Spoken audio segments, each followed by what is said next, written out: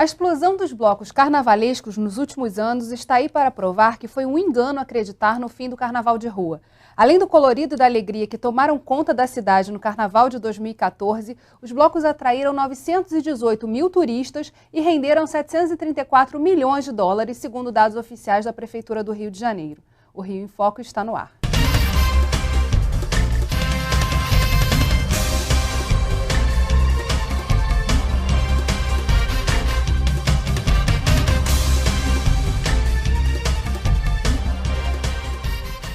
Hoje nós vamos conversar sobre a reinvenção do carnaval de rua e os resultados positivos que esse carnaval vem rendendo para os cofres da cidade do Rio de Janeiro. Para falar sobre isso, convidamos o sociólogo e vice-presidente da Associação Independente dos Blocos de Carnaval de Rua da Zona Sul, Santa Teresa e centro da cidade de São Sebastião do Rio de Janeiro, Sebastiana, Jorge Sápia, e o músico e pesquisador Léo Morel. Vamos ver o que a nossa reportagem preparou sobre o carnaval de 2014. O carnaval, que começou lá na antiguidade, não é uma invenção brasileira, mas é a festa mais popular do país.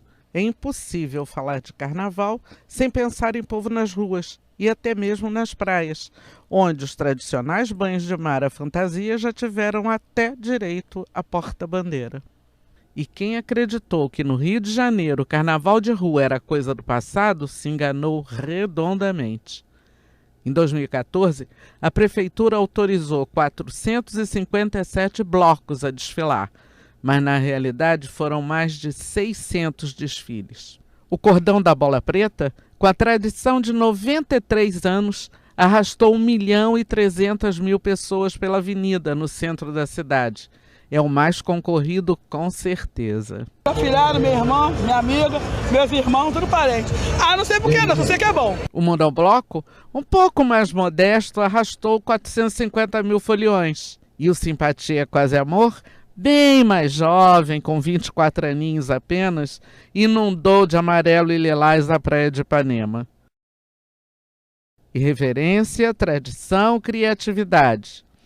E democracia para receber de braços abertos quem vem de longe para curtir o nosso carnaval. Cada um de um lugar, a gente é de Niterói, outros do Rio, pessoal de vários lugares vem pra cá, muito bom. Não é uma coisa selecionada, é pra todo mundo. Já foi o sambódromo, mas assim, tá junto assim no meio do bloco, assim, do Simpatia, eu achei muito bacana. Espetáculo, muito bom.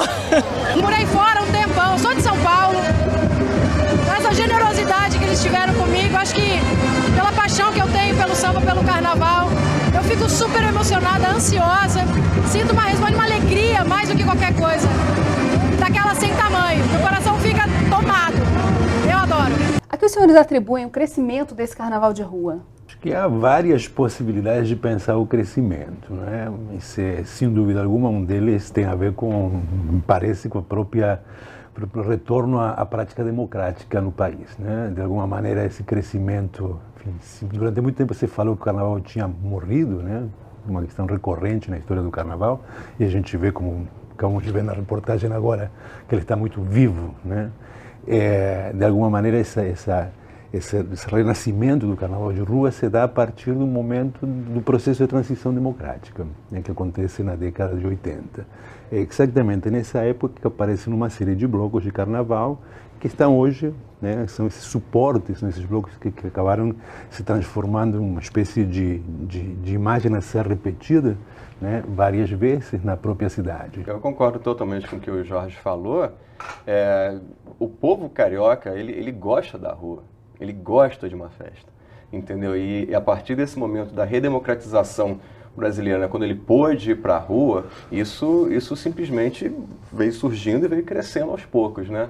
Eu também agregaria a isso, assim, ao final dos anos 90, início dos anos 2000, que foi quando surgiu uma segunda leva desses blocos de carnaval, e juntamente com esse aumento, né, dos foliões, eu atribuo isso também a um resgate da autoestima do próprio carioca, entendeu? Lembrando que na década de 90, né, início da década de 90, a gente vê a cidade esteve em baixa, né?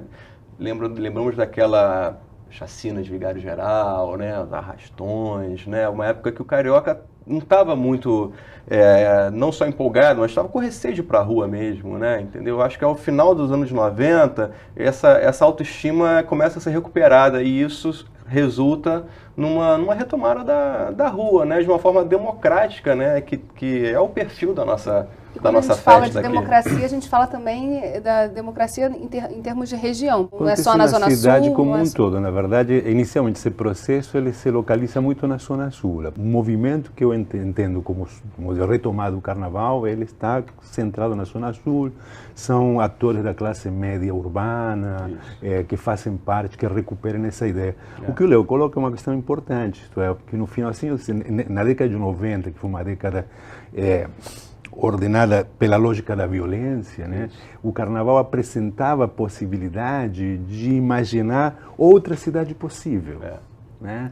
Isto é, se era possível estar durante 4, 5 dias nas ruas da cidade, comemorando, né, solidariamente, sendo feliz e articulando outras possibilidades, outros afetos e outros prazeres, por que não fazer isso uma atividade cotidiana daí para frente? Então me parece que é um modelo que de alguma maneira o Carnaval apresenta, uma recuperação do espaço da cidade pela via da alegria, pela via da felicidade, portanto pela via do encontro.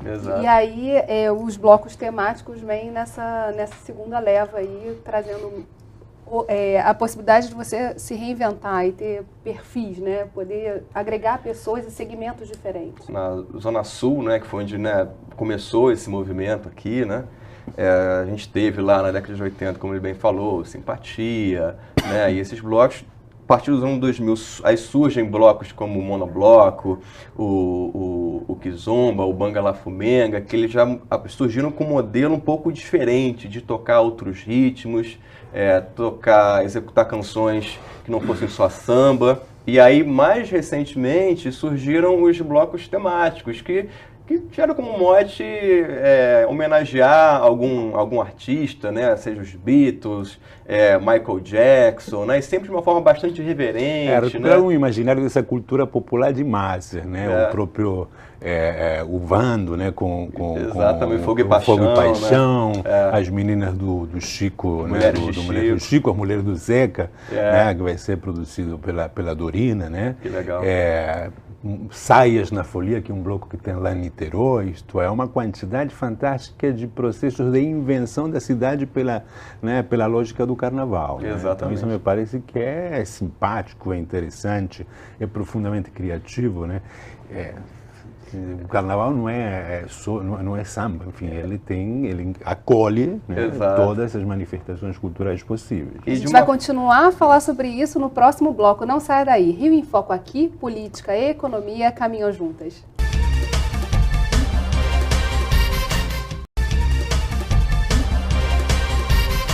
Carnaval não é só diversão. A nossa reportagem fez um vídeo sobre os problemas criados pelos blocos de carnaval. Vamos acompanhar. Carnaval é alegria, mas também tem problemas. Por causa deles, a prefeitura já pensa até em diminuir o número de blocos nas ruas. A antiguidade aqui é posto, né? O bloco que tem antiguidade, que tem tradição, que já existe há muito tempo, ele vai ter prioridade na hora de escolher o desfile. Quem está sambando nas ruas precisa repor as energias. Para isso, é preciso muito líquido, seja qual for. E aí começam os problemas mais graves. Muito lixo, poucos banheiros. A gente fica aqui sem ter onde ir, tendo que entrar nos restaurantes, os restaurantes não deixam entrar, então a prefeitura podia ajudar a gente nisso. Mas carioca que se preza sempre acaba dando jeitinho. Xixi é aqui, ó! Eu na rua! No bloco anterior a gente estava falando dessa reinvenção e dessa espontaneidade. E agora a gente está mostrando também que tem a questão da regulamentação, de regular toda essa festa e os problemas que elas trazem. Como é que a gente resolve esse embate, né, entre o formal e o informal e fazer com que a festa seja só felicidade? Eu acho que é você fomentar o contato direto e constante entre os blocos e o poder público. Diálogo. Né? Exatamente, entendeu? Eu acho importantíssimo isso para você conseguir, enfim, organizar uma festa, promover uma festa da melhor maneira possível. Blocos como o Monobloco, por exemplo, eles procuram estar sempre em contato com o poder público, entendeu? Ver qual a melhor maneira de você promover o conforto do folião, porque é um grande desafio, né? São eventos, você vê como a reportagem aí mostrou, Bola Preta, por 1 milhão de pessoas, entendeu? Na rua, onde as bebidas alcoólicas circulam livremente. As chances de acontecer alguma coisa, algum imprevisto, são altíssimas. Né? E aí você conseguir organizar um evento desse, aberto, gratuito, para um número gigantesco de pessoas, é um grande desafio. E aí eu acho que o diálogo entre o poder público e os blocos, entendeu? Para tentar, né, alinhar discursos, eu acho que na minha concepção, a grande saída, né? Eu acho que é isso que o poder público tem feito nos últimos anos. Ele tem ouvido e, a partir dessa nova mentalidade, tem resolvido, equacionado alguns problemas. Mas, de qualquer maneira, eu acho que o bloco não traz problemas. Eu discordo da reportagem. Eu acho que o bloco traz solução. Né? Porque se a gente pensa a questão, por exemplo, colocada aqui do banheiro, enfim, não dá como equacionar 1 milhão de pessoas na rua com infraestrutura necessária para resolver os problemas biológicos dessas pessoas, não é? Mas o bloco tem mostrado que o que falta na cidade o ano inteiro são banheiros. Uhum.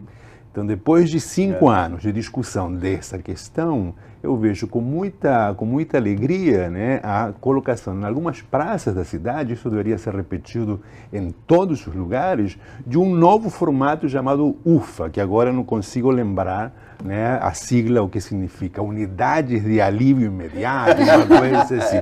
Eu utilizei há pouco tempo atrás na Praça Nossa Senhora da Paz, na praça, né, e não estão conservados. A conservação é um problema. Isto que é um problema. Então, me parece que os blocos trouxeram a questão de colocar para o poder público a necessidade de dotar a cidade de equipamentos urbanos capazes de atender a demanda da população. Agora, a gente está falando do diálogo dos blocos com o poder público e dos blocos com os próprios foliões. Acontece também esse processo de educação, né? De falar, gente, sim, vamos não jogar o lixo no chão, vamos fazer também um movimento de cidadania. E até preservar o próprio patrimônio público, né? Por exemplo, enquanto nos desfiles lá do Monobloco pela Rio Branco, né, os puxadores, os vocalistas sempre atentam assim, se algum folião subiu em alguma banca de jornal, em algum ponto de ônibus, entendeu? Que às vezes o folião está ali fantasiado, o folião adora uma banca de jornal. Exatamente. e aí quer dizer, sempre tem essa preocupação, entendeu? Amigo, por favor, desce aí da banca, desce do ponto de ônibus, isso pode causar algum acidente, entendeu? Não vamos danificar o patrimônio alheio, né? Aí, quer dizer, eu acho que os blocos têm esse dever também de conscientização, entendeu? Durante a festa, principalmente às vezes rola uma confusão, uma briga, gente, paz, né? Sem confusão, aqui é uma festa da paz, né? Eu acho que os blocos, eles têm também esse papel, né? De conscientizar o folião. Agora, a gente já pode dizer que já tem um processo de profissionalização também, de um amadorismo menor, até por conta desse maior diálogo com a prefeitura, do aumento desses blocos, quer dizer, tomaram proporções gigantescas, né? São festas paralelas que acontecem em vários pontos da cidade ao mesmo tempo. Tem havido também um processo de profissionalização? Eu acho que sim. Eu acho que, no caso, por exemplo, da Sebastiana, o Monobloco já bem por esse caminho desde seu início, né? Agora, os blocos da Sebastiana, como falei anteriormente, eram muito amadores, ninguém imaginava que pudessem demorar tanto tempo na história da cidade, que pudessem fazer uma outra história, inclusive. Eles tiveram que dar conta desse crescimento do Carnaval de Rua, do número de foliões, do número de pessoas que procuravam nesse Carnaval. Então, de alguma maneira, tiveram que se profissionalizar, tiveram que encontrar mecanismos que permitissem adequar, né, o número, a infraestrutura necessária para que um bloco possa fluir com tranquilidade, possa fluir com toda a normalidade e as necessidades, né, desse número crescente, enfim, necessita de uma infraestrutura capaz de atender esse número crescente de foliões. E isso inclui buscar patrocínios também? Isso inclui buscar, desculpa, mas isso, inclui buscar patrocínio porque, na verdade, desapareceu um pouco esse movimento romântico do qual eu fiz parte, né? Você fazia uma camiseta, vendia a camiseta, fazia 2 festas, arrecadava dinheiro para colocar o bloco na rua. Hoje isto é da ordem do impossível, então tem que trabalhar no sentido de procura de algum patrocínio que te ajude a colocar esse bloco com todas as questões que o Leo coloca, com essa preocupação com o patrimônio, com essa preocupação, né, da limpeza nas próprias ruas. Você conseguir fazer essa festa, né, para tanta gente, com um patrocínio, mas também mantendo a essência dos blocos. Isso é que é principal, entendeu? Existe essa preocupação dos blocos manterem a sua própria essência, né? O Simpatia Quase Amor, desfilar onde desfila, né? Ter suas próprias características, né? Senão você acaba deturpando, né? A questão da profissionalização também tem a ver com as características do bloco, né? Como o Jorge falou, o monobloco e alguns blocos dessa fase já surgiram com uma cara...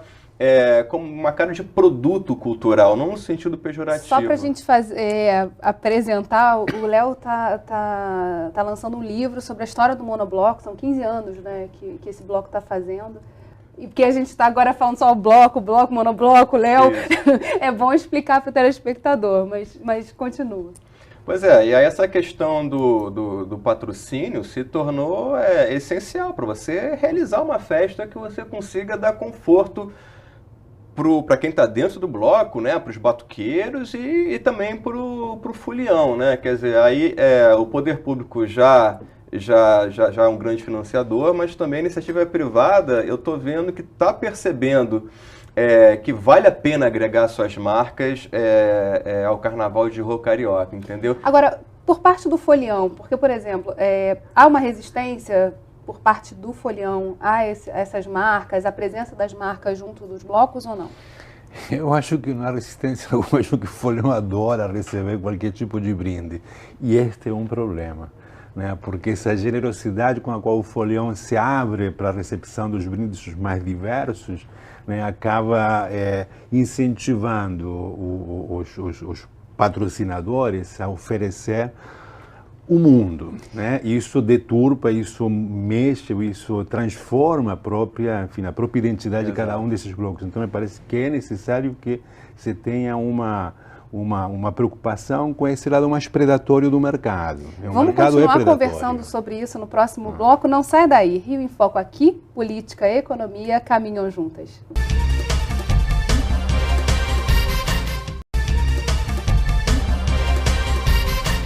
Hoje nossos convidados são Jorge Sápia e Léo Morel. Samba, marchinha e blocos carnavalescos a partir de agora são patrimônio imaterial do Estado do Rio de Janeiro. A Lei 6.869 de 2014 foi publicada no Diário Oficial do dia 28 de agosto desse ano. Qual a importância disso? É necessário que a gente conheça a memória dessa manifestação. E dessa evolução também, que processo, ano a ano se transforma, se modifica. Justamente, foi o que ele falou, foi até isso que me motivou a escrever esse livro, né? Que é um livro de comemoração, que vem ao bloco faz 15 anos, foram mais de 3 anos de trabalho, mais 40 entrevistas, justamente porque eu achei importante, enfim, passar para o papel esse evento histórico, né, da nossa cidade. A história do monobloco se mistura com a história da própria cidade, né, com a história do carnaval de rua. E aí, quer dizer, achei muito importante tratar documentar esse evento, né. Que ambos colocaram lá no início, né, que vem de uma retomada a partir da diminuição da violência, você tem da possibilidade de você reinventar as formas de ocupar a rua, de ocupar a cidade. Isso é muito interessante. Eu acho que sim, eu acho que interessante também é poder, enfim, eu acho que é uma preocupação nossa também, né, com a Rita, que é a presidenta sebastiana, com Carlos Fidelis e Andrea Estevão, estamos fazendo também um livro sobre esse carnaval de rua da cidade. Né, um filme, um documentário sobre o carnaval de rua. A gente já fez estamos trabalhando nisso já há um ano. A recuperar um pouco essa memória, porque é uma memória que está só está presente na cabeça dos foliões e dos realizadores. Enfim, você não tem nenhuma memória material que te permita fazer essa recuperação. Então, as entrevistas são coisas interessantes a serem feitas. Enfim, contar um pouco a história, que, né, recuperando um pouco do que o Leo fala, que se confunde com a própria história da cidade. Enfim, a cidade tem uma outra cara, né? Essa cidade tem uma cara interessante, que é a cara do encontro, a cara das manifestações de junho e julho de 2013 tiveram uma dimensão carnavalesca. Sem dúvida. Uma quantidade muito grande de manifestantes, né, dessas passeatas são manifestantes que a gente reconhece como foliões, né, da cidade. Enfim, não me parece desprezível a ideia, né, de que 5.500.000 pessoas nas ruas da cidade no carnaval, né, não tenham tomado gosto, né, por essa discussão. Isto é, para pensar, né, a cidade na sua... Enfim, no seu conjunto. Então, agora, indo para a economia, assim, a gente já consegue pensar numa cadeia produtiva dos blocos de rua, diferente da cadeia produtiva do carnaval, que eu acho que é muito mais apoiada em toda uma estrutura de alegorias, enfim, tem todo um trabalho em torno desse processo. Essa cadeia já existe. Exatamente, isso o que é necessário quantificar, né? Exatamente. Há uma quantidade fantástica de eventos e de processos que estão ali utilizando o carnaval de rua como um mecanismo de trabalho mesmo. Exatamente. Eu gosto de ver justamente eu gosto de ver o carnaval de rua como uma indústria, não no sentido pejorativo, entendeu? Mas uma indústria geradora de empregos, geradora de dinheiro, né? E muito fomentada também porque o sucesso foi tão grande desses blocos que surgiu demanda para que eles se apresentassem em eventos fora do carnaval. Não é mais sazonal, né? Não é mais, entendeu? Assim, fora do carnaval e fora do Rio de Janeiro. O Monobloco já foi para o Japão algumas vezes. O Monobloco ele fez a turnê da Taça da Copa do Mundo, passou por vários países, passou por Indonésia, México, Japão, entendeu? Quer dizer, eu enxergo como uma cadeia produtiva geradora de emprego mesmo, entendeu? Mas que, porém, sofre ainda por conta de um alto índice de informalidade. Eu acho que, para se desenvolver melhor essa cadeia produtiva, acho que, por um lado, é importante o poder público enxergar essa cadeia como uma cadeia que gera bastante riqueza. Eu acho que ela enxerga, eu acho que o poder público enxerga, mas merecia enxergar um pouco mais. A iniciativa privada também enxerga, né? Os senhores colocaram aqui essa questão do tipo de patrocínio, brindes, etc., Sim. de como é que isso também tem que se reinventar e vai aos poucos se ajustar. Sim. A questão agora era quantificar, né? Era conseguir botar isso. Eu acho que a gente precisa de um estudo detalhado sobre esse mercado, né? A Flávia de Oliveira, que é uma colunista de economia do Globo, fez um seminário que o Sebastião fez no ano passado, apresentou uns dados que a gente não tinha quantificado. Ela levantou mais ou menos umas 37 operações diferentes, de ações diferentes vinculadas a essa economia produtiva do carnaval de rua da cidade, né? Que a gente faz e não percebe, que a gente não tem, né? A gente é realizador e não está pensando nessa questão. Acho que merece, né, um caminho interessante para entender qual é a importância econômica desse evento, né, dessa E ver de que maneira ele se encaixa e atravessa todo o ano, assim, antecipando agendas, às vezes, mobilizando um contingente enorme de turistas que vêm participar desse que vem carnaval. especialmente para isso. 5.500.000 pessoas vêm para as ruas da cidade. O Sambódromo tem 86.000 lugares, né? Então, tem lugar para todo mundo. Há há um novo espaço carnavalesco na cidade que está ganhando centralidade, uma centralidade, né, boa. E a gente precisa pensar isso. E sem a necessidade de você ter que cercar espaços, entendeu? Para que as pessoas paguem para ficar dentro de um cordão de isolamento, entendeu? Acho que você desenvolver a indústria aqui do carnaval não passa por essa necessidade. Não tem semelhanças nesse ponto com o Carnaval da Bahia, por exemplo? Não, são modelos diferentes, entendeu? O nosso modelo é a festa democrática, aberta, né, irreverente, né? Eu acho que aqui a gente tem que buscar desenvolver isso mantendo a nossa essência. É isso mesmo, é outro carnaval, uma outra experiência carnavalesca que está que se consolida com a ideia da liberdade mesmo, do mínimo da restrição possível para o folhão. Né? Eu acho que esta é uma questão que... Aqui a gente já até dá um caminho para os nossos acadêmicos, para que eles olhem essa cadeia produtiva, até para a gente poder quantificar e, a partir daí, também desenvolver políticas que deem suporte a esse movimento que é tão interessante. E é nosso, e é só nosso, entendeu? E eu acho que é pensar nisso como algo que possa desenvolver o bem-estar social mesmo, entendeu? Assim, deixar um pouco... Pô, vender carros é importante, sabe? Tudo bem, mas o carnaval, a indústria da festa também gera bastante valor. E pode chamar atenção para problemas que a gente tem o ano inteiro, como os banheiros, né? Com certeza. Eu acho que o carnaval, nesse sentido, ele mostra os problemas que a cidade tem. Tudo o que acontece no carnaval acontece o ano todo, só que nesse momento esses problemas ficam em evidência. E são tratados até de uma maneira com humor. É um laboratório, né, para pensar soluções, né, que a cidade precisa. Com certeza o problema da mobilidade está ali colocado, enfim, todos os problemas que a gente tem na cidade estão presentes nos 4 dias de carnaval, que já não são mais 4 dias. Não são mais 4, já são 3 meses mais ou menos. Bem, infelizmente, nosso programa chegou ao fim. E obrigada, Léo, obrigada, Jorge, obrigada a você que ficou com a gente até agora. O Rio em Foco quer saber a sua opinião, por isso, escreve pra gente. Tem algum assunto que você queira ver discutido aqui? Envie sua sugestão para o e-mail forumdesenvolvimentorj@lerj.rj.gov.br. E se você gostou desse programa, pode assisti-lo novamente no site www.rioemfoco.rj.gov.br ou pelo www.tvalerj.tv. TV Alerj, o canal do povo fluminense. Até a próxima. Dá chupeta pro bebê não chorar. Mulata bossa nova caiu no rally-gari. E só da ela.